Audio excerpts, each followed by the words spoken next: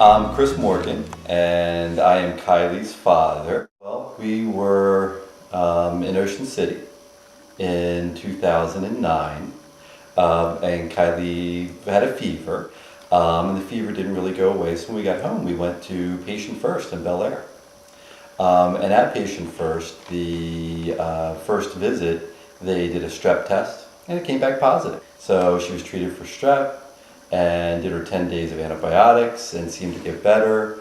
But then as soon as the antibiotics stopped, the fever came back. Then Monday came around and we did the marrow test, and Dr. Nerona is the one, Susie Nerona is the one that looked at the cells under the microscope. Kiley was diagnosed with acute lymphoblastic leukemia, ALL.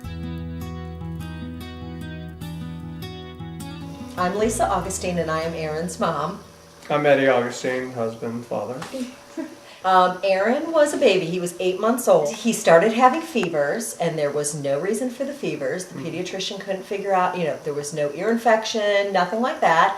And finally, by the end of August, he was so pale and was covered in bruises that we knew something wasn't right. I mean, within 2 days at Hopkins, they did a bone marrow biopsy and gave us the news that Aaron had AML. So upon that diagnosis, his prognosis was very poor. I mean, I want to say they told us like a 30% chance. That's 50% chance. Yeah, I mean, his odds were not good. They immediately started chemo, and we did 3 rounds of chemo.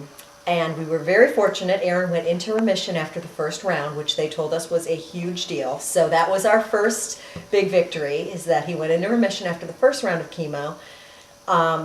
And then by about the end of October, they pretty much told us that even though he was in remission, because he had AML, his chances still of survival were not good enough unless we did a bone marrow transplant. And Eddie and I obviously prayed with all our hearts that it was one of us that was going to be the match. And it wasn't. It was Alec. He was a perfect 6 out of 6 match for Aaron. So when he left right the day after Christmas, we truly didn't know if he was ever going to come back to that house or come back with us and come home with us. And he went in to get ready for his transplant. And on January 6th, big brother Alec went into Hopkins and, unbeknownst to him, donated his bone marrow that day. And January 6th is transplant day. That every year now is Brother's Day in our house. And it's the boys' special day. They're allowed to pick whatever they want to do on that day.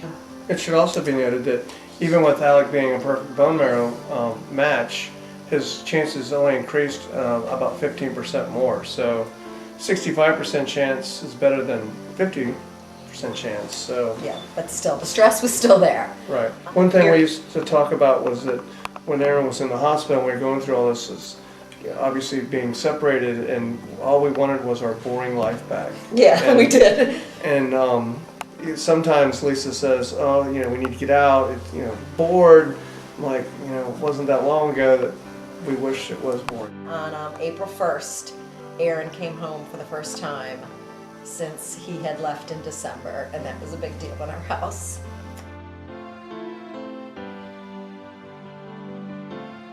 My name is Kiley Morgan. I'm 12 years old. I go to Boston Middle School, and I'm in the 6th grade. So I got this pillow, and when my friends and family visited me, they all signed it. And they wrote, like, "Get well soon," and "I love you," and stuff. If someone was also diagnosed with a blood cancer or any form of cancer, what was a message you would want to tell them?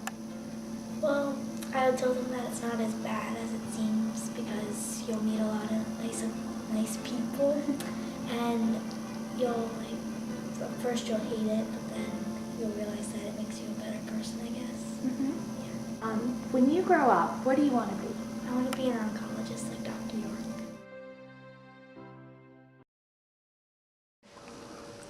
My name's Alyssa, and I'm 5.5, and I'm in kindergarten. Great. My name's Aaron. I'm 8, and I'm in 2nd grade. Great. I'm Alec, and I'm in 4th grade, and I'm almost 10. Aaron, what do you want to be when you grow up? I want to be an artist. An artist? What kind of artist? like a person who writes books. Aaron, why do you think it's important to tell people about the Leukemia Lymphoma Society? Why is it important? What did we talk about? So they can find a cure for cancer, so they can go home and get better and hopefully stay alive. And who do you usually write down when you have to talk about your hero? Exactly. Yeah, he's your hero. When they give you your treatment plan, it's literally a 4-inch 3-ring binder, and it's so well documented. And it's evidence of all of the work that LLS does, and all of the money that's been raised and all the research that's been done, because you aren't guessing anymore. And that's really one of the huge benefits of not benefits, but one of the huge advantages or results, I guess, of the efforts of everyone is that it gives you the peace of mind in these horrible times. That there is a treatment plan, and if we stick to it and we do what we need to do, that hopefully things are going to work out well.